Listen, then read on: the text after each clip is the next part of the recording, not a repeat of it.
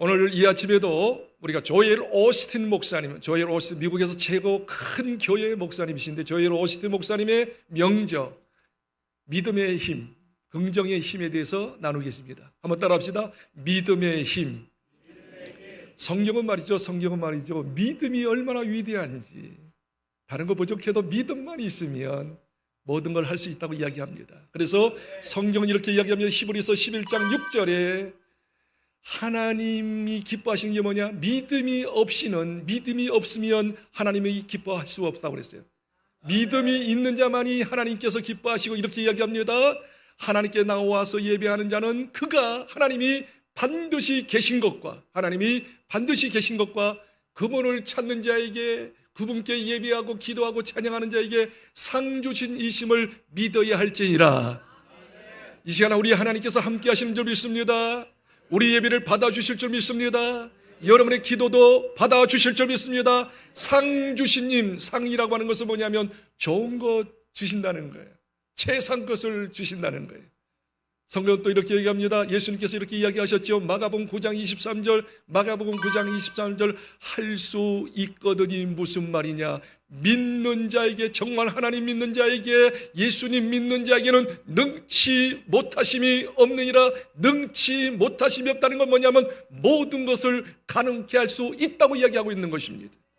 여러분이 전능하신 하나님을 온전히 신뢰하고 믿을 수만 있다면 그 하나님의 믿음 때문에 어떤 어려움도 어떤 고난도 승리 해결할 수가 있는 줄 믿습니다.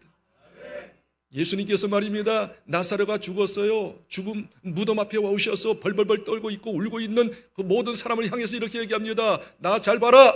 지금 나사로는 죽어 있어요. 무덤 앞에예요. 많은 사람들이 울고 있을 때 그때 그 사람들이 이렇게 이야기합니다. 너희들이 믿으면 하나님의 영광을 보리라.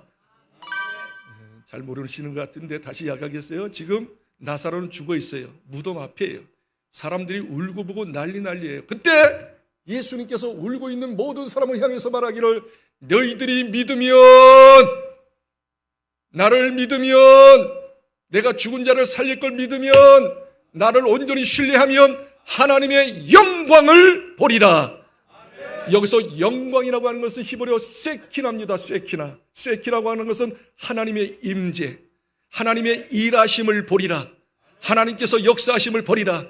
너희들이 벌벌 떨고 눈물만 흘리지 말고 전능하신 하나님을 믿어라. 믿으면 하나님의 영광 세키나 하나님의 임재가 임한다. 하나님께서 일하시고 역사하는 걸 볼 것이니라. 여러분이 어떤 어려움이 있고 어떤 고난이 있을지라도 벌벌 떨지 마십시오. 근심하지 마십시오. 전능하신 하나님을 좀 신뢰하십시오. 하나님이 역사하실 줄 믿습니다 하면 하나님의 영광이, 하나님의 세키나가, 하나님의 임재가 임하셔서 하나님께서 작업하기 시작할 줄을 믿습니다. 믿음이 이처럼 중요한 거예요. 그런데 이런 믿음 가졌으면 얼마나 좋겠어요. 주님께서 이렇게 이야기하셨잖아요. 세월이 지나면 지날수록, 말세가 되면 될수록 사람들이 믿음이 없어진다. 마가복음 9장 19절에 이렇게 얘기합니다. 믿음이 없는 세대들이여, 앞으로 세월이 가면 갈수록 하나님을 온전히 믿는 사람이 작아지는 시대가 되고 말 것이다. 누가복음 18장 8절에 이렇게 이야기합니다. 내가 올 때, 내가 다시 이 땅에 올 건데, 재림할 때인데 그때는 많은 사람이, 진정한 믿음이 있는 사람이 별로 없을 것이다. 내가 올 때 참으로 믿는 자를 보겠느냐? 진정으로 하나님을 신뢰하고 믿음으로 사는 사람을 많이 볼 수 없다라고 예수님이 한탄하면서 말씀하고 있어요. 그래서 제자들에게 이야기합니다. 십자가를 앞두신 예수님께서 제자들이 있어요. 제자들이 막 이제 예수님께서 십자가에 죽으신다라고 이야기하니까 막 울고 있어요. 근심하고 있어요. 이렇게 이야기합니다. 너 제자들아, 내가 무슨 말을 했느냐 말이야. 많은 사람들이 믿음이 있더라고. 진정한 믿음을 갖기 어려운 시대에 만났지만 너희들만큼이라도 내 제자 아니냐. 근심 좀 하지 말고 나를 좀 믿어라오. 근심하지 말고 믿어다오. 믿어라 이야기하고 있습니다. 믿으면 영광을 보리라. 내가 임재하여 내가 일을 작업을 하리라. 여러분에게 주님께서 이야기하시고 있어요. 저에게 이야기하고 있어요. 이 아침에 여러분에게 다 이야기하고 있어요. 사랑하는 성도 여러분, 교회만 오지 말고 예배만 드리지 말고 그냥 찬송 감상만 하지 말고 좀 하나님을 좀 절대적으로 좀 믿으시오. 예수 그리스도는 어제나 오늘이나 영원토록 동일하신다. 과거 역사하셨던 하나님 지금도 역사할 것이고 다음도 미래도 역사할 것이니 그 하나님 좀 신뢰해서 너희들이 내 영광 나의 역사를 보았으면 참 좋겠노라. 이 시간 우리 주님께서 이렇게 말씀하고 있음을 깨닫기를 바라고 믿음 없는 자가 되지 마시고 믿는 자가 되셔서 하나님의 살아계심을 경험하는 저와 여러분 되기를 간곡히 축원합니다. 그래서 저는 안타까운 심정을 가지고 저 여러분에게 계속적으로 신년 들어서 믿음을 강화시키고 믿음을 성장시키기 위해서 믿음의 힘에 대한 시리즈를 나누고 있습니다. 조엘 오스틴 목사님 단기간에 미국에서 최고의 교회, 최대의 교회, 영향력을 주는 교회로 만들었는데 그 교회가 어떻게 해서 그렇게 되느냐? 바로 믿음의 힘을 강화시켰기 때문입니다. 긍정의 힘, 믿음의 힘. 그래서 우리는 지금 계속해서 믿음의 힘에 대해서 말씀을 나누고 있습니다. 어떻게 하면 믿음을 강화시킬 수 있을까요? 믿음을 크게 가질 수 있을까요? 조엘 오스틴 목사님이 7가지를 계속 지금까지도 이 7가지를 주창하는 걸 제가 들을 수가 있었는데 바로 7가지 믿음의 원리, 믿음을 크게 시킬 수 있는 믿음의 원리 7가지 아시죠? 비자, 말과, 고배행. 첫 글자를 따서 7가지를 한 문장으로 만든 거예요. 비자, 말과, 고배행. 계속적으로 되뇌이면서 적용하면 여러분도 모르게 믿음이 성장하여 하나님의 영광을 보는, 하나님의 기적을 보는 역사를 이루게 될 줄 믿습니다. 그럼 한번 점검해 봅시다. 시작. 비전을 꿈이 있는 사람 더 믿음을 갖게 되는 꿈을 가지십시오. 그러나 여러분 스스로 꿈을 꾸지 마시고 기도하면서 하나님께서 나에게 하신 꿈이 있어요. 너 이것 좀 해보려무나.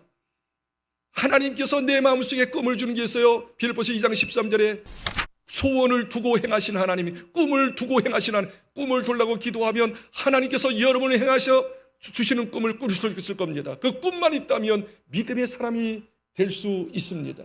두 번째, 비차, 자존감을 가지십시오. 예수 믿고 구원받은 사람이 누군가 세상 사람 말고 말이죠. 예수 믿고 구원받은 사람 하나님의 자녀예요. 하나님이 함께하는 자예요. 하나님이 도와주시는 자예요. 할렐루야. 자존감, 아이덴티티, 나는 누군가, 나의 정체성, 나는 하나님의 자녀다. 하나님께서 함께하는 자다. 하나님께서 보호하는 자다. 하나님이 쓰시는 자다.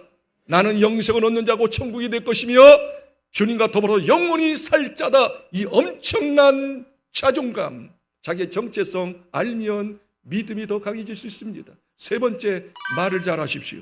말, 믿음의 말, 소망의 말, 사랑의 말. 여기서 설교 다 하시네. 항상 믿음의 말을 하십시오.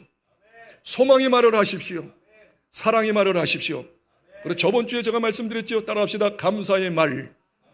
항상 감사하면 하나님께서 감사를 들으시고 하나님께서 역사하실 줄 믿습니다.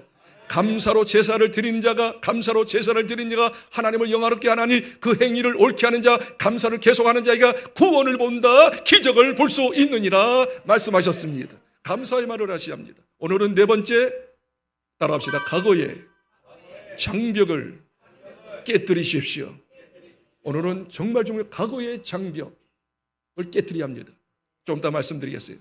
그리고 다섯 번째, 고난에서 강점을 찾으십시오. 여섯 번째, 베푸는 자가 되십시오. 일곱 번째, 항상 행복을 선택하십시오. 이거 다음에 계속 이야기하겠습니다. 오늘은 크게 따라하세요. 과거의, 저 뒷동네도 따라하세요. 과거의 장벽을 깨뜨리십시오. 여기서 이 말을 주의하십시오. 그냥 과거라고 하지 않았습니다. 잘 들으십시오. 과거의 장벽 무슨 의미죠? 여러분이 과거에 연연하면, 옛날 생각에 집착하면 그게 장벽이 됩니다. 장벽이 뭐죠? 전진할 수 없게 합니다. 걸어가지 못하게 합니다. 막히게 합니다. 좌절하게 합니다. 다시 이야기합니다. 과거에 집착하면 장벽이 됩니다. 나를 전진하지 못하고 더 성장하지 못하고 더 큰 일을 못하게 합니다. 그것이 나를 가로막습니다. 발목을 붙잡습니다. 그래서 과거의 모든 것을 깨부셔야 합니다. 과거의 모든 것을 깨부셔야 합니다. 무슨 말이냐면 과거는 두 가지의 과거가 있겠죠. 첫째, 과거에 상처가 있어요. 이 상처라고 하는 건 뭐냐면 우리 집은 너무너무 가난했어요. 제대로 먹지 못했어요. 공부도 제대로 못해서 등록금을 주지 못함으로 우리 집이 너무너무 아버지가 어머니가 포악했어요. 특히 아버지가 술만 드시면 때려 부셔버렸어요. 애들을 막 구타해버렸어요. 우리 집이 너무너무 질병이 많았어요. 우리 이렇게 아픈 사람이 많은지. 우리 가정 정말로 과거 생각하면 마음이 쓰려요. 그게 상처로 남아 쓴뿌리가 남아요. 아버지의 폭행, 부부 싸움, 가난하고 질병이 있고 과거의 모든 상처들이 내 마음을 붙잡고 있어요. 그것만 생각하면 눈물이 나요. 더 전진할 수가 없는 거예요. 어떤 사람은 또 이럴 수 있어요. 과거 너무 잘 살았어요. 너무 성공적인 가정이었어요. 아버지가 나를 사랑했어요. 부부애가 너무 좋았어요. 하는 일마다 잘 됐어요. 건강했어요. 웃음꽃이 피었어요. 그런데 지금 그 모든 부여가 없어요. 그 행복이 없어요. 지금은 불행해요. 많은 사람이 두 가지의 과거를 가지고 있어요. 상처의 과거, 축복의 과거입니다. 그러나 이 모든 과거는 우리를 발목 잡습니다. 장벽이 됩니다. 상처를 생각하면 눈물이 자아내요. 서퍼요. 허무해져요. 눈물이 나요. 옛날에 잘 됐는데, 옛날에 행복했는데 지금 불행하고 잘못했을 때 그것도 마음이 아파요. 그렇게 이야기합니다.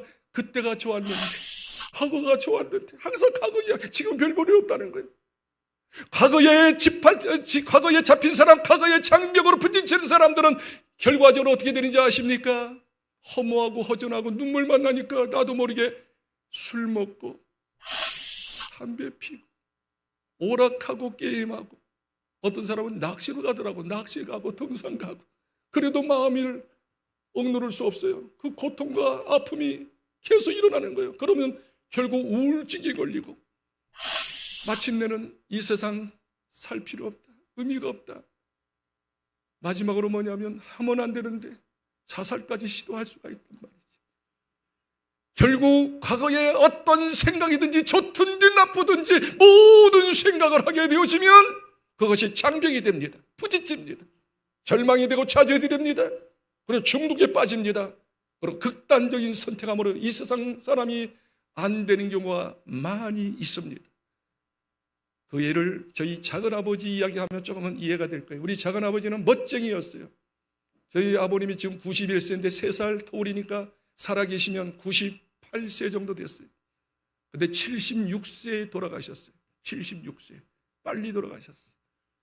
우리 작은아버지는 70년도에 유명한 사진사였습니다. 그때 카메라가 비쌌잖아. 전국에 다니면서 사진을 찍는 작가였어요. 그리고 많은 사람에게 사진을 찍어줬습니다.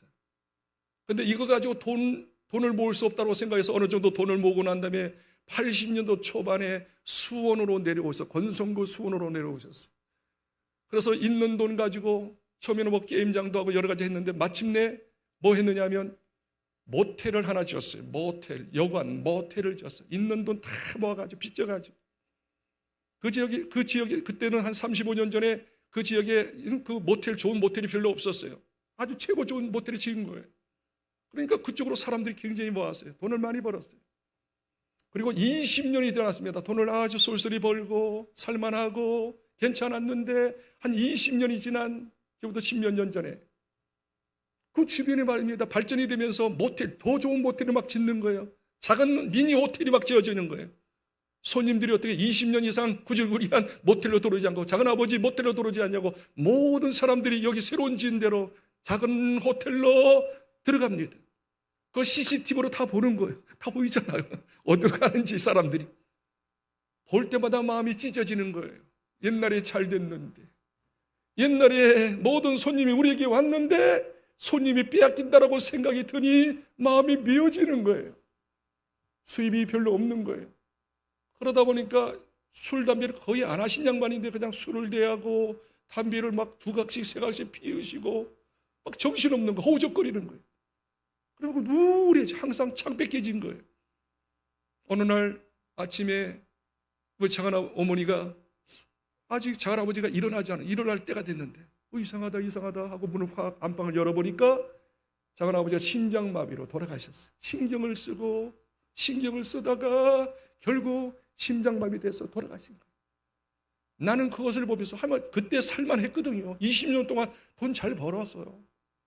한 20억 30억 돈이 있었어요. 그때 그 정도면 됐잖아. 그때 76세인데 더 욕심을 부리고 과거 생각하는 거야. 과거 잘된 것만 생각하는 거야. 지금 손님 다 놓쳤다는 거예요. 거기에 그 연세에 돈도 없는 것도 아닌데 과거에 집착하다 보니 결국 어떻게 노이로제 걸려서 심장마비에 걸려서 돌아가신 거예요. 인생이 이렇게 끝나는구나. 분당에 저 잘 아는 목사님이에요. 고려대학교 법대인가 나와서 경제학과인가 법대 나와서 고려대학교 나오신 아주 수재였습니다. 소명을 받아가지고 신학대학교 저하고 같이 이제 공부했는데 신학대학 졸업하고 대학원 졸업하고 분당에 어려운 지역 아닙니까? 거기서 개척을 했어요. 쌍가 얻어가지고 워낙 실력이 있고 설교를 워낙 탁월하게 잘하셔서 그 교회가 몇 년 안 돼가지고 한 100명 이상씩 모였어요. 교회가 꽉 찼어요. 개척교회인데도 불구하고 아주 승승장구했어요. 저 만날 때보다 제 목사 정아무개 목사님이신데 우리 교회 이렇게 축복받았어. 교회가 부흥돼 너무 막 좋아하셔서 어쩔 줄 모르더라고.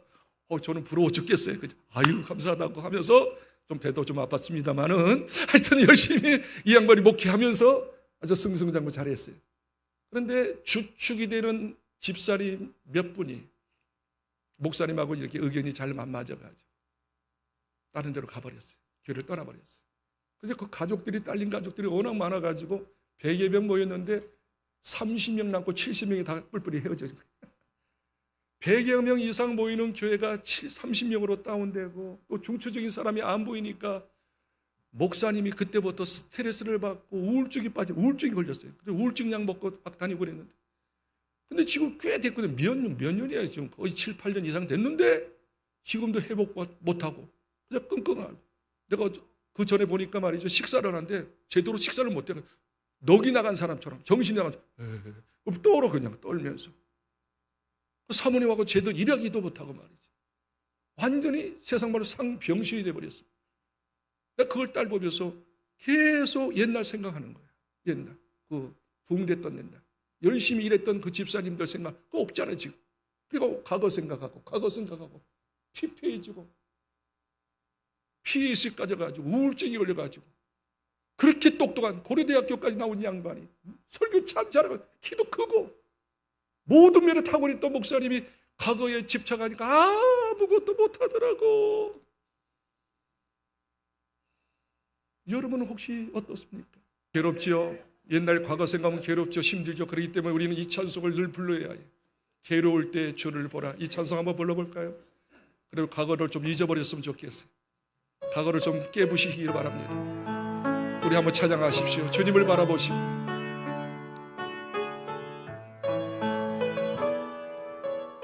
괴로울 때 주님의 얼굴 보라. 괴로울 때 주님의 얼굴 보라.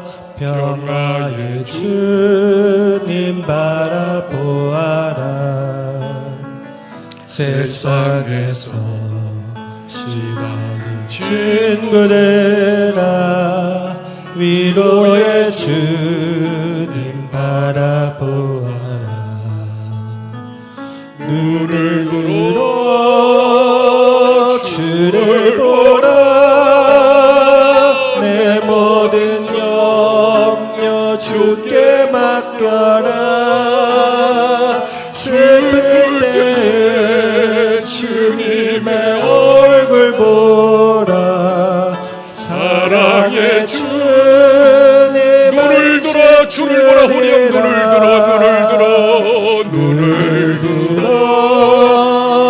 주를 보라. 내 모든 염려 주께 맡겨라. 슬플 때에 주님의 얼굴 보라. 사랑의 주님 안식 주님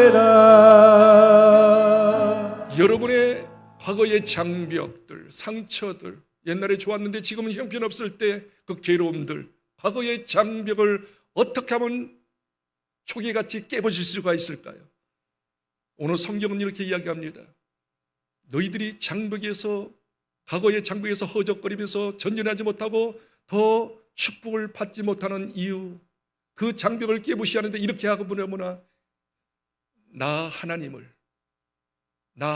바라보며 내가 할 일을, 다시 말하면 하나님께서 나를 향해서 새롭게 할 일을, 큰 일을 바라보라. 과거에 연연하지 말고 하나님께서 나를 위하여 앞으로 하실 일, 새 일을 바라보라. 한번 따라합시다. 하나님의 새 일을 바라봅시다. 오늘 성경 말씀을 먼저 한번 읽었으면 좋겠어요. 이사야 43장 18절 19절 두 절 한번 읽어주세요. 같이 읽겠습니다. 시작. 너희는 이전 일을 기억하지 말며 옛날 일을 생각하지 말라. 보라, 내가 새 일을 행하리니 이제 나타낼 것이라. 너희가 그것을 알지 못하겠느냐? 반드시 내가 광야에 길을, 사막에 강을 내리니. 과거의 장벽, 그 철벽을 깨부실 수 있고 전진할 수 있는 비결, 도전할 수 있는 비결, 새롭게 시작할 수 있는 비결이 뭐냐면 과거의 것을 연연하지 말. 18절 다시 보시면 이렇게 이야기합니다. 너희는 이전 일을 기억하지 말며 옛날 일을 생각하지 마라. 이전 일을 기억하지도 마. 옛날 일을 생각하지도 마. 끊어버릴 수 있는 비결을 딱 그거야. 19절. 보라. 내가 새 일을 행하니. 새 일이 뭐요? 새로운 일, 큰 복.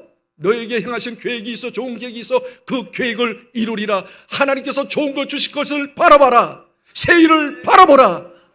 그리고 또 이렇게 이야기하면 19절 중간 부분에 이렇게 하면 반드시 거기 반드시가 나오죠. 자, 보라, 내가 새 일을 행하리니 이제 나타낼 것이다. 너희가 이것을 알지 못하느냐? 따라합시다. 반드시 내가 광야의 길을, 사망의 강을 내리니. 이 말씀이 굉장히 중요한 말씀이에요. 반드시, 틀림없이 인간은 말이죠, 아무리 이야기해도 한계가 있기 때문에 이룰 수 없어요. 제한될 수밖에 없어요. 하지 못할 수도 있어요. 그러나 하나님은 전능하신 하나님, 창조주 하나님, 모든 것 되신 하나님께서 말씀하십니다. 반드시 틀림없이 꼭, 그다음 말이 중요합니다. 사망의, 광야의 길을. 자, 여러분, 광야의 뜻을 아시죠? 광야는 길이 없습니다. 광야라는 뜻이 뭡니까? 길이 없기 때문에 이 문제 도대체 해결할 수 있는 길이 없어. 해결점이 안 보이는 거예요. 오리무중이에요. 그 다음에 사막을 아세요? 사막, 물이 없는 곳이에요. 물이 없어요. 허우적거립니다. 그런데 어떻게 해요? 성경이 이야기합니다. 광야에 길을 내신다. 너희들 생각 가운데 도저히 이 문제, 자녀 문제, 물질 문제, 사업 문제, 건강 문제 해결되지 않을 것처럼 생각하느냐? 그러나 내가 새 일을 행한다. 그 새 일은 뭐냐? 광야에 길을 내신다. 얽히고 설킨 문제 내가 해결할 거야. 사막 떼약빛이 내리칩니다. 죽을 수밖에 없어요. 이제 절망 가운데 있습니다. 좌절 가운데 있습니다. 끝이라고 할 수밖에 없는 그 사막 가운데 어떻게 해요? 물을 내신다. 시원케 하신다. 축복을 주실 것이다. 새 일을 행할 것이다. 우리는 전능하신 하나님을 믿습니다. 나는 하나님의 자녀임을 믿습니다. 예수 믿으시면 아멘 하십시다. 여러분, 성경이 이렇게 얘기합니다. 로마서 10장 13절에 누구든지 주의 이름을 부르는 자, 예수 이름을 부르는 자는 구원을 받는다고 그랬어요. 여러분, 구원받는 거, 하나님의 자녀 되는 것은 구원받는 것인데, 구원받는 건 다른 게 없어요. 예수님을 내가 믿습니다. 예수님이 나를 위해서 십자가 돌아가서 믿습니다라고 고백만 하면 조건 없이 하나님 자녀가 되게 하실 줄 믿습니다. 하나님의 자녀입니다. 하나님의 자녀는 누가 책임져 주십니까? 전능하신 하나님이 책임져 주십니다. 보호해 주십니다. 인도해 주십니다. 새 일을 행하십니다. 광야에서 길을 내십니다. 사막에서 물을 내십니다. 약속하셨습니다. 나 이 하나님을 믿습니다. 믿도록 하는 거예요. 믿으십시오. 믿는 자에게 능치 못함이 없는 줄 믿습니다. 과거의 모든 장벽, 과거를 다 깨부실 수 있는 비결, 하나님이 하실 새 일을 바라보는 것입니다. 그리고 기대하는 것입니다. 그리고 신뢰하고 믿음으로 나갈 때 이제 모든 과거는 없어지고 새롭게 좋은 일만 펼쳐지게 될 줄 믿습니다. 시간이 이렇게 많이 갔네. 거두절미하고 한 가지만 이야기하고 마치겠어요. 중요한 이야기입니다. 성경에는 이렇게 이야기합니다. 예수 믿고 구원받은 하나님의 자녀들을 이렇게 이야기합니다. 히브리서 13장 5절 6절에 한번 따라합시다. 내가 너희를 버리지 않는다. 떠나지 않는다. 돕는 자 중에 계신다. 돕는 자 중에 내가 더 도와주는 가운데 너희 가운데 있다. 내가 반드시 너를 책임져 주실 것이다. 도와주실 것이다. 승리있게 하실 것이다. 히브리서 13장 5절과 6절에 말씀하고 있는 줄 믿습니다. 그리고 이 말씀을 기억하십시오. 과거의 장벽을 깨버리시는 비결은 이겁니다. 시편, 저는 되뇌이는 거예요. 힘들 때마다 이 말씀을 되뇌이는 거예요. 약속을 붙잡고 고백합니다. 시편 118편 17절입니다. 우리 한번 읽겠습니다. 시편 118편 17절 시작. 내가 죽지 않고 살아서 여호와께서 하시는 일을 선포하리로다. 우리 다 같이 한번 다시 읽어보세요. 정말 중요한 하나님의 약속입니다. 이 약속은 이루어집니다. 시작. 내가 죽지 않고 살아서 여호와께서 하시는 일을 선포하리로다. 내가 지금 죽을 지경이에요. 우리의 삶이 광야라고 이야기하고 있습니다. 우리 삶이 어때요? 사막이라고 이야기하고 있습니다. 광야 길이 없습니다. 사막에 물이 없습니다. 도저히 해결할 기미가 안 보입니다. 도저히 이게 될 기미가 안 보여요. 사막이에요. 메말라요. 태양빛이 내리쬐요. 죽을 수밖에 없는 환경. 성경은 말합니다. 광야에서 길을 낸다. 사막에서 물을 낸다. 그리고 시편 118편 17절에 말씀하시기를 내가 꼭 살아서 꼭 잘돼서 꼭 성공해서 살아계신 하나님의 이름을 선포하리로다. 하나님의 살아계심을 간증하리로다. 그렇게 믿으셔야 해요. 그리고 주장하세요. 조금도 의심하지 마세요. 그리고 하나님, 나는 살 겁니다. 살게 해주세요. 그리고 하나님의 이름을 선포하게 해주세요. 하나님의 살아계심을 간증하게 해주세요. 그런 주인공이 되게 해 주시옵소서. 조엘 오스틴 목사님의 아버님도 목사님이셨어요. 조엘 오스틴 목사님. 미국에서 최고 크게 목회하시는 분 조엘 오스틴 목사님. 굉장히 힘을 쓰신 분인데 그의 아버님도 목사님 존 오스틴이었어요. 근데 그 존 오스틴 아버님 목사님이 일찍이 소명을 받아서 일찍이 결혼하고 목회를 했습니다. 너무 어릴 때 결혼을 했어요. 뭘 모르고 결혼했어요. 그리고 목회를 했습니다. 사모님과 이게 잘 안 맞, 성격적인 차이가 있어서 여러 가지 잘 안 맞는 거예요. 결국 목회하면서 아버님 목사님 존 오스틴 목사님이 그만 사모님과 헤어졌어요. 이혼했어요. 이혼하니까 목사님이 이혼하니까 마음에 죄책감이 드는 거예요. 나 이제 목회 못하겠다. 그래서 기도를 합니다. 하나님, 목사가 돼가지고 이혼하고 내 가정도 내 아내도 잘 보살피지 못하고 이혼했는데 도대체 이제 목회 못하겠네요. 목회 안 하겠습니다. 막 기도하고 울면서 기도하는데 주님의 음성이 들립니다. 사랑하는 종아, 내가 십자가에서 피 흘렸을 때 너의 모든 죄를 다 용서하지 않았니? 너 이혼했지? 죄책감이 있지? 마음이 아프지? 그러나 꼭 기억하라. 내가 십자가에 피 흘렸을 때 네가 이혼한 죄로 내 용서하지 못할까? 이혼한 거 내가 용서하지 못할까? 내가 이혼한 죄까지 용서했느니라. 힘을 얻거라. 다시 도전하거라. 그 음성을 듣는데 하염없이 눈물이 터집니다. 하나님, 저 같은 죄인을 용납해 주시다니요. 주님이 이 죄까지 용서해 주셨다면 내가 다시 한번 목회하겠습니다. 기운을 차려서 목회합니다. 그리고 좋은 사람 만나서 또 재혼을 했어요. 재혼해서 낳은 첫 아들이 조엘 오스틴 목사님이셔요. 목 깨닫지 못하시나? 조엘 오스틴 목사님 재혼해가지고 첫 아들이 세계적인 최고의 목사님이 되신 거예요. 만일 이혼해서 죄책감에 빠져서 재혼하지 않고 목회 포기하셨다면 조엘 오스틴 세계적인 목사님을 낳을 수 있을까요? 과거의 연연애가 나 이혼한 사람이야, 목회 포기한 사람이야, 그래 가지고 있으면 전혀 이런 대역사 세일을 얻지 못했을 거예요. 그러나 주님이 용서하셨다. 부족하지만 이 종을 통해서 새로운 계획이 있고 새로운 큰 일을 이루신다라고 하는 믿음을 가졌기에 재혼했고 아들을 낳았으니 세계적인 주의 종이 된 줄 믿습니다. 순용 장로님 이야기를 좀 하고 이제 정리하고 마치겠습니다. 여기 나오죠. 실제 인물이죠. 2004년도 84세였어요. 그때 2004년도 84세였는데 사모님과 더불어 권사님 사모님과 더 수요 예배를 가는데 벤치에 잠깐 앉았어요. 근데 사모님이 벤치에 앉자마자 아이고 힘들어, 한 2살 터울인데 82세인데 그 권사님이 아이고 힘들어하고 쓰러졌습니다. 어쩌면요 그 자리에서 심장마비 해가지고 사모님이 돌아가셨어요. 권사님이 돌아가셨어요.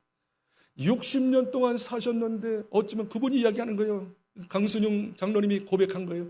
나는 한 번도 아내하고 싸운 적이 없다. 야, 전설의 고향에서 있을 것 같은 이야기를 나는 죄책이 들었어. 나는 그랬는데 어떻든 믿어줘야지. 어떻게 해서 60년 동안 그렇게 행복하게 정말 알콩달콩 살았어요. 재밌게 살아서 행복하게 살았어요. 그 사모님이 안 계시니까 밖에서 있다가 집에 들어옵니다. 사모님이 부엌에서 열심히 일을 하셔요. 음식을 준비해요. 여보 나왔어요. 가만히 보니까 안 계신 거예요. 돌아가셨으니까. 침대에서 자고 있는데 여보 하고 딱 보니까 안 계시는 거야. 60년 동안 너무나 행복하게 살았는데 그 사모님이 안 계시니까 허전합니다. 우울증이 걸렸어요. 야 죽자. 그래서 베란다 13층인가 살았는데 아파트 13층 베란다에 올라가서 뛰어내리자 하고 왔는데 자 내가 장로지. 장로가 죽으면 어떻게 하나님께 영광 아니니까 안 돼. 그리고 죽음도 자기를 피해 가더라는 거예요. 그리고 새벽마다 나와서 다른 기도하지 않았답니다. 하나님 우리 아내 없으니까 안고 없는 찐빵입니다. 허전합니다. 허무합니다. 나 데려가세요. 새벽에 나와서 계속 죽도록 데려가도록 기도합니다. 그래도 계속 기도했는데 막 기도하는데 어느 순간에 성령님의 음성이 들려서 강장로 왜 죽도록만 기도하냐? 너 한번 생각해봐라. 그러면서 주님께서 말입니다. 옛날 꿈을 연상시키는 거야. 20살 때, 그때 일제시대였던데 20살 때 일본에 유학을 가서 똑똑했는데 일본에 유학 갔는데 그때 이제 미술을 좋아했어요. 서양화 미술 그리는 걸 좋아했는데 미술 그리면 박봉이야. 먹을 수가 없어. 살 수가 없어. 그래서 어떻게 해요? 경제로 바꾼 거예요. 과를. 그리고 열심히 경제 공부를 하는데 그래도 미술에 취미가 있으니까 주말만 되면 토요일만 되면 동경 옆에 우회로 공원이 있는데 우회로 공원 바로 옆에 미술 박물관이 있어요. 미술 박물관. 미술 박물관에 가서 미술을 감상하면서 앞으로 기회만 되면 나도 화가가 되리라. 그림을 그리라. 꿈을 그때 꿨는데 세월이 지나 60년 동안 한 번도 이 붓을 대보지를 못했어. 잊어버리죠. 살기가 바쁘다 보니까. 그런데 새벽기도 시간에 하나님 데려가세요. 우리 안에 없는 거 안고 없는 진방입니다. 허무하고 절망입니다. 빨리 죽여주십시오. 그랬는데 주님께서 말씀하시기로 너 60년 전에 한번 생각해봐라. 너 일본에서 말이야 그 박물관 미술 박물관 다니면서 항상 그걸 보면서 기회만 되면 미술 그리도록 화가가 되도록 그렇게 꿈꾸지 않았느니 네 미술을 하라. 순간적으로 번쩍거리는 감동이 온 거예요. 오 그렇지 그러면서 기도가 바뀌어서 주여 그림 그리게 하여 주시옵소서. 어저께까지만 해도 과거지사 사모님만 생각해 죽여달라고 했는데 절망 가운데 살았는데 꿈을 가지니까 세일을 가지니까 기도가 달랐었어요. 어느 날 새벽 기도 끝나고 집에 가보니까 말이에요 조선신문을 보았어요. 조선신문 밑에 광고란이 있지 않습니까? 광고란에 크게 말이죠 홍익대학교 사회교육원 평생교육원에서 광고가 나왔어요. 거기 홍익대학교가 미술이 짱이잖아. 그치요? 그래서 평생교육원에서 광고가 나왔는데 내년 그때 2004년도였는데 2005년도 우리 학생을 모집합니다. 서양화 몇 명, 동양화 몇 명, 탁탁탁탁. 오! 야, 홍익대학교 평생교육원에서 서양화를 가르치네? 전화를 해봤어요.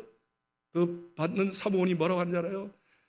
나이 상관없이 돈만 주시면 들어와서 공부할 수 있습니다. 저 84세인데요. 85세 되면 상관없습니다. 등록금만 됐어요. 평생교육원입니다. 공부시킬 수 있습니다. 미술 공부시킬 수 있어요. 그래요? 그리고 그 다음에 85세 때 3월 달에 입학을 했어요. 교수님을 통해서 이제 서양화 공부를 합니다. 그리고 공부한 대로 이제 스케치하고 이제 그림을 합하게 그립니다. 한 점 한 점 그립니다. 7년이 걸렸어요. 7년 동안 91세, 2005년도에서 2011년도 7년 동안 몇 점을 그렸느냐 놀라십시오. 44점을 그렸습니다. 그리고 이게 그때 91세인데 90 되신 할아버지가 그린 거야. 너무 잘 그렸다. 그래서 이거 전시합시다. 그래서 세종문화회관 별관에 전시했습니다. 44점을 다. 친척들이 이제 아는 분들이 다 와서 그걸 관람하는 거예요. 야, 너무 잘 그렸어. 이거 살 수 있습니까? 돈만 많이 주세요. 팝니다. 돈만 많이 주세요. 팝니다. 그래서 다 팔았는데 44집을 다 팔았는데 얼마 됐느냐? 4천만이 됐어요. 2011년도입니다. 그 돈 가지고 자기를 위해서 한 푼 쓰지 않고 아프리카 선교사님 2번 2천만 원 도와드렸어요. 그리고 그 후에 계속 저 빵모자 나오잖아요. 안 보냐? 빵모자. 저 빵모자. 저 할아버지예요. 그때 91세 할아버지. 98세까지 사시고 하늘나라 가신 줄 믿습니다. 여러분 꼭 기억하십시오. 과거에 집착하면 전진할 수 없습니다. 다윗 왕이 말입니다. 태평성대 이루었어요. 이제 살만했어요. 그런데 어떻게 해요? 뒤늦게 일어나가지고 자기 신하 우리아의 아내를 목욕하는 걸 보고 간통의 마음이 생겨서 데려와서 간통했잖아요. 간음했잖아요. 큰 죄졌습니다. 그리고 그것을 없애기 위해서 우리아 장군 자기의 신하로 전쟁터에 버려서 죽게 했습니다. 살인죄를 범했어요. 살인죄, 간음죄를 졌죠. 그래서 근데 또 이제 그 우리아의 아내와 이렇게 간음을 했는데 임신이 덜커덩 돼버렸어요. 임신이 돼버렸어요. 그 아이가 낳자마자 아기가 쓰름 알아요. 자기가 자기에서 낳은 아들이 이거 어떻게 살아나야 하지 않겠어요? 그래서 금식하면서 기도합니다. 하나님, 저는 우리 아를 죽였으면 살인자입니다. 또 간통자입니다. 그리고 간통해서 낳은 아들인데 이거 아들은 살아있게 해주세요 하면서 금식하면서 7일 동안 기도합니다. 7일 동안 기도했지만 그 아들이 죽어버렸어요. 근데 죽고 난 다음에 막 살기를 돌라고 금식하면서 기도할 때는 정말 하나님께 눈물 흘리면서 간절히 기도했는데 죽고자, 잘 들어보세요. 죽자마자 목욕제비를 합니다. 왕복을 입습니다. 그리고 평상시처럼 열심히 생활합니다. 열심히 생활합니다. 그리고 그 밧세바를 간통했던 그 밧세바 여인을 자기 아내로 취합니다. 그리고 정상적인 생활을 합니다. 임신을 합니다. 임신하고 낳은 아들이 솔로몬 대왕입니다. 우리 하나님은 비록 간음죄 졌고 살인죄 졌을지라도 그걸 보지 않고 철저하게 회개한 사람 다 끝내는 거예요. 과거를 다 끝낸 거예요, 하나님. 그리고 아들 낳았는데 그 아들을 누구로 주셨어요? 솔로몬 대왕을 주신 거예요. 여러분 과거에 얽매이면 그 과거가 장벽이 됩니다. 전진할 수 없습니다. 하나님께 회개하십시오. 고백하십시오. 잘못됐다고 하십시오. 그리고 딱 잊어버리세요. 용서한 걸 믿고 그리고 새 출발하십시오. 하나님께서 새 일을 이루실 것입니다. 그 은혜가 있기를 주 이름으로 축복합니다. 두 손 모으고 기도하겠습니다. 두 손 모으고 기도하겠습니다. 1번만 기도했으면 좋겠어요. 여러분 제발 부탁입니다. 과거에 연연하지 마세요. 과거의 모든 것은 장벽입니다. 나의 발목을 잡아요. 전진할 수 없도록. 주님은 말씀하십니다. 과거 일을 기억하지 마라. 옛적 일을 생각하지 마라. 내가 새 일을 행한다. 반드시 광야의 길을 사막에 물을 내서 마시게 할 것이다. 내 이름을 찬송하고 내 이름을 간증케 할 것이다. 잊어버리고 나를 의지하라. 새 일을 바라봐라. 새 출발하라. 반드시 축복하여 나의 이름을 찬송 간증하게 하리라. 이 말씀을 믿으시기를 주 이름으로 축복합니다. 그리고 여러분의 과거를 다 고백하십시오. 용서해달라고. 그리고 잊어버리십시오. 그리고 새 출발하십시오. 우리 한번 주여 한번 보러 기도합니다. 주여를 부릅니다. 주여